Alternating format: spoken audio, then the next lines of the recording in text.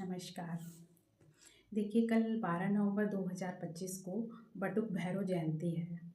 बटुक भैरव जी का महत्व शायद आपके दिनचर्या में नहीं है उतनी महत्ता आप लोग शायद ना जानते हों कि बटुक भैरव जी का इतना महत्व है, जिसको हम लोगों ने हमारे बहुत समय से हमारे घर परिवार में उनको दरकिनार कर दिया गया है, उनकी भक्ति, उनकी उपासना को।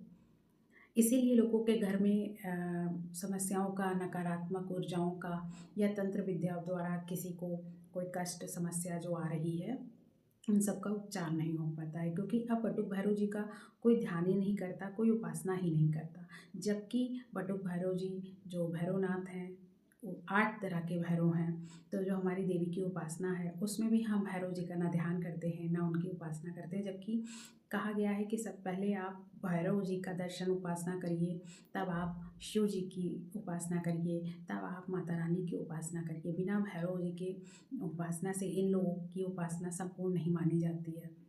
और तंत्र विद्या में भी बटुक भैरव जी या भैरव जी के कोई भी रूप हों, उनका जो महत्व है तंत्र विद्या में, वो पब्लिक, आम जनता को नहीं पता है। लेकिन तंत्र विद्या में भैरव जी ही ऐसे हैं जो आपके सभी तंत्र काट सकते हैं। आपके घर में जो भी समस्याएं, कष्ट आ रही हैं, अननेसेसरी आप मुकदमे झेल रहे हैं, अननेसेसरी आप अस्पताल के चक्कर लगा रहे हैं, अननेसेसरी आपके घर में कोई घटना घट जा रही है, तो इसमें काफ़ी हद तक संभावना है कि आपके ऊपर कोई नकारात्मक। तो जैसे पिछले वीडियो में मैंने आपको बताया कि भैरव जी का क्या महत्व है।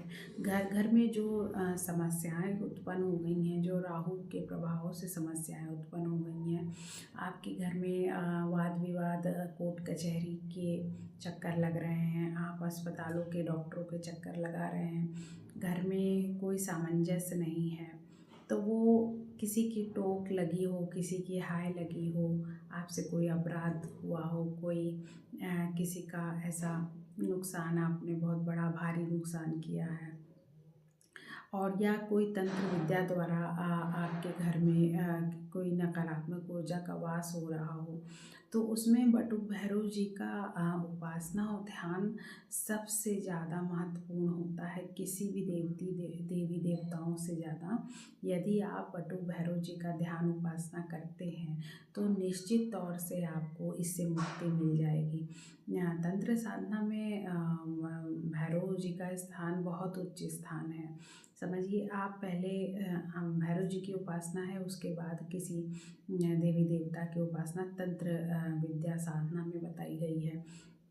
तो आपको भी ये करना चाहिए कि कम से कम आप चौमुखी दिया, कल के दिन बटुक भैरव जयंती पे चौमुखी दिया, मतलब जिसमें 4 मुख का दिया होता है, उसको आप शाम के समय उसको सरसों के तेल में प्रज्वलित करके और पूरे घर में उसका दिखाकर उसको, और जिस व्यक्ति के ऊपर कोई बाधा कष्ट है तो उसके ऊपर भी 7 बार उबार के आप अपनी जो चौखट है, चौखट पे उनको आसन के साथ उस दिया को स्थापित करिए।